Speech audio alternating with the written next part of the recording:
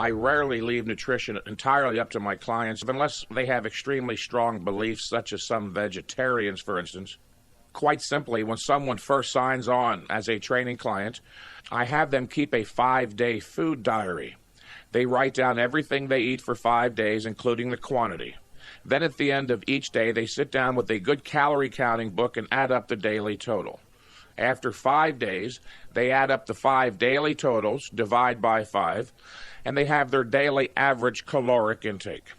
If they didn't gain or lose weight during that 5 days, the daily average also represents their daily maintenance level of calories. If they want to gain weight, I then have them add 300 to 500 calories a day above the average. If they want to lose weight, I have them reduce their intake by 500 to 750 calories. Then, within the context of that daily calorie budget, as I like to call it, I check to see that they are obtaining a well-balanced diet with 60% of the calories coming from carbohydrates, 25% protein, and 15% fats. First of all, listeners, remember, training is the primary.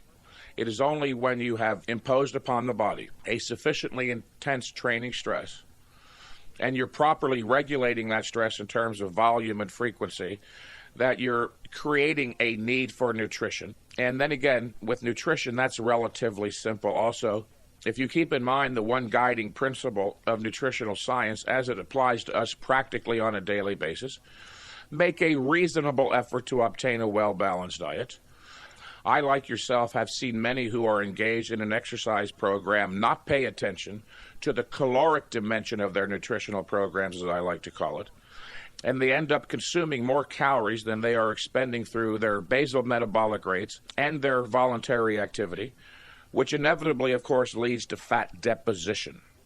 I would recommend that anyone listening to this who is serious about their weight control effort to keep a good calorie counting book on hand. This will help heighten their awareness of just how much food in terms of calories they're actually consuming.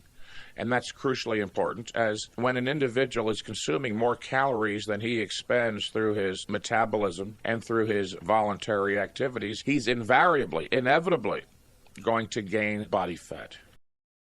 I'd like the listener to be clearly aware of this next point. Neither conventional weight training nor traditional aerobics are very effective as calorie burners in the first place. I'm sure our listeners will be surprised to learn that, in fact, 1 pound of fat, for instance, can fuel up to 10 hours of aerobic activity. That's right, 1 pound of fat will fuel 10 hours of aerobic work. The point here is don't count on exercise activity itself as a meaningful way of burning calories and staying lean.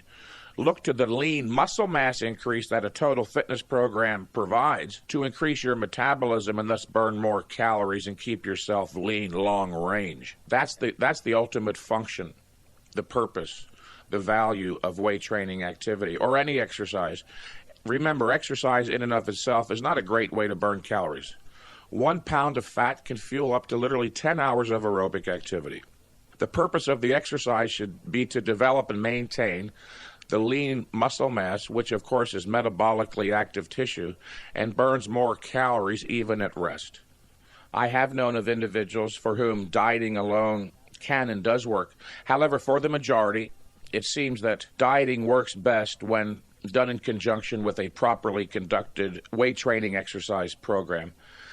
Because many people, when they're not lifting weights, when they're not exercising, stimulating their muscle mass while dieting, many people over-diet, which leads invariably to muscle catabolism, the loss of lean muscle tissue, and losing that muscle mass lowers the metabolism, making it difficult to keep the fat off, which can cause a rebound of sorts, unless they remain eternally vigilant and watch their calories extremely closely every day. Having lost the lean muscle mass, it's very easy to start gaining weight again. Do not count on dieting alone to result in your getting lean unless you know yourself extremely well, as some people do. As I said before, it's not impossible to diet alone, but by and large, for the majority, dieting in conjunction with a properly conducted weight training program is by far the best way to lose weight and keep it off long range. When a person is that much overweight, 20, 30, 40, 50 pounds, I tell them, first of all, to look at this as a long-range proposition. That is the fat loss. What I would do, first of all, is not even put them on a diet, but build up their strength and lean muscle mass through a total fitness weight training program, as we've talked about on previous shows and a little bit here today. Having built up their muscle mass over a period of usually 3 to 6 months, depending upon how overweight they were and how deconditioned they were in the first place. At that point, either after 3 or 6 months, I will have them continue weight training, but then put them on a modestly reduced calorie diet, again looking at this aspect as part of the long-range proposition, and have them spend the next 6 months to a year losing weight in that fashion, now with a weight training program and a calorie deficit diet. It's impossible to lose more than 1 to 2 pounds of fat a week safely. Any greater loss than that, and almost inevitably the individual is going to lose muscle, which can have dire consequences. There are scientific principles of exercise and nutritional science, of course derived from the laws of nature, which when adequately followed, there's enough motivation to stay with 80 to 90% of the program. Yes, there is a guarantee you will lose weight.